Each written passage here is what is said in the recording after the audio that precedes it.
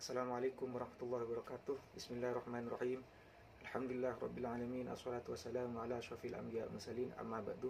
Hadratal mukarramin wal muhtaramin, para alim, para ulama, para ustadz dan sebagainya, dan tak lupa pula kepada viewers dan para subscriber yang kami cintai semua. Semoga tetap istiqomah menonton, dan saya juga tetap istiqomah ngaji, memberikan kajian kitab di channel YouTube ini, dan semoga Allah meridhai dari tujuan baik dan niat baik kita semua. Amin Allahumma amin. Bismillahirrahmanirrahim. Kita akan mulai materi ini, yaitu materi Ajrumiyah. Semoga Allah berikan limpahan rahmat bagi kita semua. Bil ikhtisar, bismillahirrahmanirrahim. Mari kita mulai dari bab kalam ya. Kalau dalam Ajrumiyah ini, kalam oleh mu'allif didefinisikan dengan al-kalamu wal lafdzul murakkabul mufidu bil wad'i.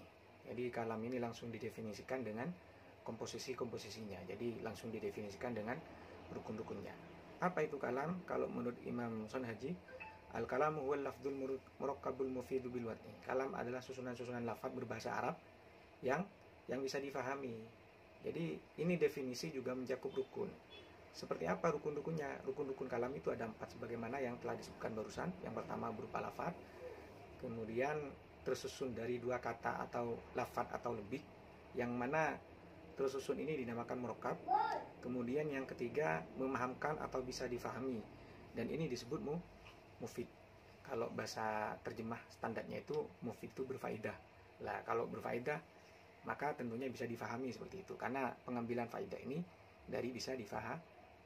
Lah tujuan belajar nahu dan belajar nahu untuk bahasa Arab ini adalah tujuannya adalah untuk memahami. Kemudian yang keempat adalah bilwat. Bilwat ini maksudnya ada 2 pendapat ya. Ada yang mengatakan bilwat ini bahasa Arab maksudnya. Kemudian ada yang mengatakan bilwat ini adalah al-qasdu, yaitu tujuan. Ada maksud dan tujuan dan disengaja seperti itu.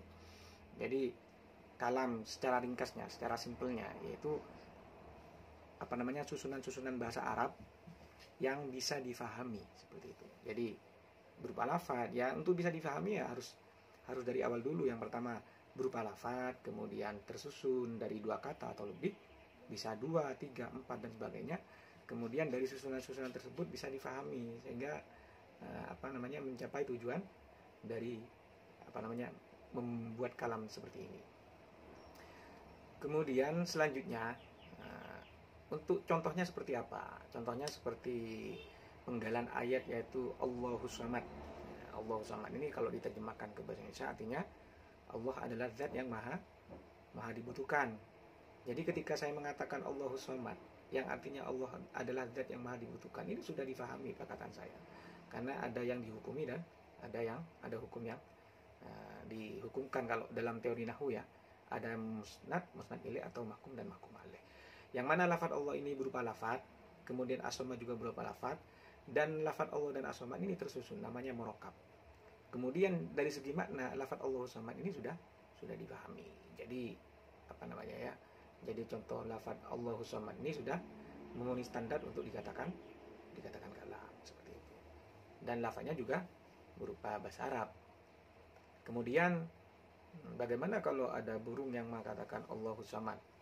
Wong burung nggak bisa berpikir, yang nggak bisa dikatakan kalam, karena bilwat yang dimaksud adalah di samping wadok bahasa Arab juga ada qasdu, sedangkan burung tidak memiliki seperti itu. Kemudian selanjutnya wa aqsamuhu salasatun ismun wa fi'lun wa harfun ja'ali ma'nan. Yang selanjutnya adalah kalam itu terbuat dari 3 macam lafaz atau kalimat. Apa saja kalimat itu? Yang pertama kalimat isim, kemudian kalimat fi'il, dan juga kalimat huruf. Jadi seperti contoh iqra bismi rabbika. Wahai Muhammad, bacalah dengan menyebut nama Tuhanmu.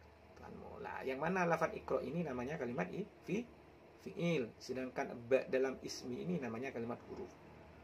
Sedangkan ismi itu kalimat isim, rabbuka ini kalimat isim juga seperti itu. Jadi gabungan dari kalimat-kalimat ini jadilah sebuah kalam. Jadi kalam itu bukan hanya dari 1 huruf ya, atau dari bisa saja dari 1 huruf, tapi ada huruf-huruf tertentu seperti 1 huruf yang menjadi bentuk fi'il amar, seperti seperti itu, jagalah misal, itu bisa dikatakan kalam karena sudah bisa difahami. Selanjutnya yaitu fal ismu yurafu bil khafdi wa tanwini wa dhuhulil alifi wal lami wa hurufil khafdi wa hiya min wa ila wa an wa ala wa fi ruba wal ba wal kaf wal lam wa hurufil qasami wa hiya al wawu wal ba'u wa ta'u. Jadi isim itu bisa diketahui atau ciri-ciri isim ya, simpelnya seperti ini. Kalimat atau lafaz itu ada 3. Kalimat isim, fi'il, dan huruf. Lah tanda-tanda atau ciri-ciri dari ketiga kalimat ini diibaratkan dengan atau dianalogikan dengan ketiga huruf ini, yaitu kha, jim, dan ha. Seandainya kalimat isim diidentikan dengan kha dan kalimat fi'il diidentikan dengan jim, kemudian kalimat huruf diidentikan dengan ha, maka ciri-ciri kha itu titiknya ada di atas, ciri-ciri jim titiknya ada di bawah. Kemudian sedangkan ha itu tidak ada ciri-ciri dari isim dan fi'il, seperti itu. Lah apa saja ciri-cirinya? Yang pertama, kalau isim itu adalah jar, kemudian yang kedua tanwin, kemudian al. Ini yang terdapat dalam ajrumiyah. Tapi kalau kita mau bertingkat ke alfiyah, maka ciri-ciri isim itu juga ada isnad, seperti itu. Kemudian kalau fi'il itu ada qad, sin, saufa, tataknis. Nah, tataknis sukun ini adalah dari tafa'il, seperti tafa'il, ya fa'il, dan sebagainya. Itu adalah ciri-ciri kalimat isim. Sedangkan kalimat fi'il itu cirinya seperti qad, sin, saufa, dan sebagainya. Dan juga ada nun taukid sakilah dan nun taukid khafifah. Ini keterangannya ada di Alfiyah Ibnu Malik ya. Nah, untuk tanda-tanda atau ciri-ciri dari kalimat huruf, maka tanda-tandanya adalah tidak adanya tanda-tanda. Tidak adanya tanda-tanda dari mana? Tidak ada tanda-tanda dari kalimat isim dan kalimat huruf. Jadi kalau nggak ada ciri-ciri dari kalimat isim, nggak ada. Ciri-ciri dari kalimat fi'il, nggak ada. Maka ini hampir bisa dipastikan bahwasanya kalimat tersebut adalah kalimat huruf, seperti itu. Sama seperti kha, jim, ha ini. Atau urutnya itu ha, jim, ha, kha. Ha itu seperti kalimat huruf yang mana tidak memiliki ciri-ciri dari jim dan tidak memiliki ciri-ciri dari kha. Seperti itulah pengertian dari atau ciri-ciri dari kalimat yang 3 ini. Kemudian selanjutnya yaitu kalimat atau lafaz. Kalimat atau lafaz seperti contoh kafa billahi syahida. Dalam Al-Qur'an itu ada sepotong ayat yang berbunyi kafa billahi syahida. Nah, ayat ini artinya cukup Allah yang menjadi saksi. Nah, di sini sudah komplit, ada 3 kalimat. Yang pertama, kafa itu kalimat fi'il, yang mana kalimat fi'il itu menunjukkan makna mandiri, menunjukkan makna peristiwa ya, mandiri peristiwa, yaitu mencukupi. Kemudian disertai dengan waktu. Sedangkan syahidan itu kalimat isim. Apa itu kalimat isim? Kalimat isim itu menunjukkan makna mandiri dalam artian makna dari kalimatnya itu sendiri. Cuman tidak tidak disertai oleh makna waktu. Jadi kalau perbedaan antara fi'il dengan kalimat isim itu, kalau isim itu menunjukkan makna peristiwa, cuman nggak disertai waktu, sedangkan fi'il itu menunjukkan makna peristiwa dan disertai dengan waktu. Nah, kalau kalimat huruf, ini kalimat yang menunjukkan makna tidak mandiri, dalam artian masih membutuhkan kalimat lain. Sehingga kalimat huruf ini ada ulama yang mengatakan huruful ma'ani, meskipun bermakna tapi tidak bisa bermakna secara lengkap kecuali dengan bersamaan dengan kalimat lain. Jadi dalam contoh kafa billahi syahida ini sudah komplit. Ada kalimat fi'il yaitu kafa, billahi ba-nya itu ba kalimat huruf, lafaz Allahi juga kalimat isim, lafaz syahida juga kalimat isim. Jadi kalau pengen tahu contoh dari ketiga kalimat, maka ingat ayat ini, kafa billahi syahida. Kemudian selanjutnya yaitu dari ciri-ciri di atas itu ada contoh dari ciri-ciri kalimat tersebut, diantaranya kalimat isim, diantaranya adalah min, yaitu jar, kemudian tanwin, kemudian al. Kalau contoh dari huruf jar ini banyak ya, silakan cari sendiri. Diantaranya seperti contoh min, yang min itu sirtu minal baiti, saya berjalan mulai dari rumah, ilal masjidi, menuju masjid. ila ini maknanya ke ya, dan faedahnya itu indahul wayah, sedangkan min itu ibtidaul wayah, berarti saya memulai berjalan dari rumah sampai masjid. Kemudian an itu maknanya mujawazah, melewati ya, atau ya intinya ketika mengatakan Roma itu sahma anil kus, yaitu saya melepaskan anak panah keluar dari busurnya ya. Ketika an keluar dari itu berarti keluar dari busurnya, mujawazah melewati busur, seperti itu. Kemudian al-ma'u fil kuzi, fi itu maknanya di dalam, al-ma'u fil kuzi.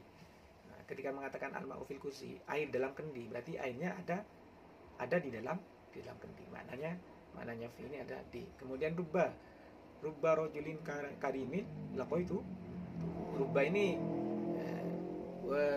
litaktsiri katsirun wa litaklili qalilun. Jadi yang bermakna takfir itu banyak berlaku, banyak terjadi, sedangkan yang makna sedikit itu sedikit terjadi. Jadi rubba rajulin, banyak sekali laki-laki, karimin yang mulia, laqaitu yang aku jumpai. Laqaitu tuh yang aku jumpai. Sedangkan yang contoh huruf jarba seperti bismillahirrahmanirrahim. Nah, bismillahirrahmanirrahim ini komplit ya, ada contoh jarbil harfi yaitu bisminya itu dijarkan oleh huruf, kemudian Allah itu dijarkan oleh idhofah, mudhof ya, sedangkan ar-Rahman dan ar-Rahim itu dijarkan karena menjadi tabi'iyah. Kemudian selanjutnya kaf itu seperti anta kasyamsi. Nah, kaf ini kebanyakan maknanya makna tasbih, itu bentuk perumpamaan atau penganalogiannya, perumpamaan lah ya, seperti anta kasyamsi, kamu seperti matahari, kamu ya saking cantiknya, saking glowingnya mungkin ya, seperti itu. Jadi mengatakan kamu seperti matahari, atau kamu seperti rembulan ya, kamu manis indah, ketika melihatmu aku semakin tenang, seperti itu. Atau selanjutnya yaitu al, ada lam ya, bukan al ya, seperti contoh alhamdulillahi. Nah, lillahi dalam contoh alhamdulillah ini adalah huruf jar, makanya lafaz lillahi haknya dibaca kasroh karena memasukkan huruf jar. Selanjutnya yaitu huruf jar berupa huruf qasam seperti wallahi, tallahi, billahi. Jadi kalau ada ciri-ciri dari jar-jar seperti ini, diantaranya ya tentunya ada jar ya, di situ kemungkinan ada huruf jar karena salah satu pengejar yang pertama itu melalui huruf, setelah itu idhofah atau mudhof, setelah itu tabi'iyah. Jadi kalau ada jar mestinya ada huruf jar. Kemudian selanjutnya ada tanwin. Jadi kalau ada tanwin hampir bisa dipastikan bahwasanya di situ adalah kalimat isim. Atau ada al, bisa dipastikan kalau ada al itu adalah kalimat isim. Ini untuk memulai ya. Nanti kalau sudah tingkat lanjutan ya ada al yang masuk pada kalimat fi'il. Itu. Cuman untuk mempermudah, maka al ini menjadi ciri-ciri dari kalimat isim. Contohnya seperti apa? Contohnya seperti alhamdulillah. Jadi lafaz alhamdulillah dari contoh alhamdulillah ini alnya menjadi ciri-ciri atau tanda-tanda bahwasanya kalimat alhamdun itu adalah kalimat isim. Atau seperti contoh lain yaitu rabbul alamin. Rabbul alamin ini al-alaminnya adalah kalimat isim. Kenapa kok kalimat isim? Nah, karena ada alnya, seperti itu. Sebenarnya baca kitab itu mudah asalkan mau belajar.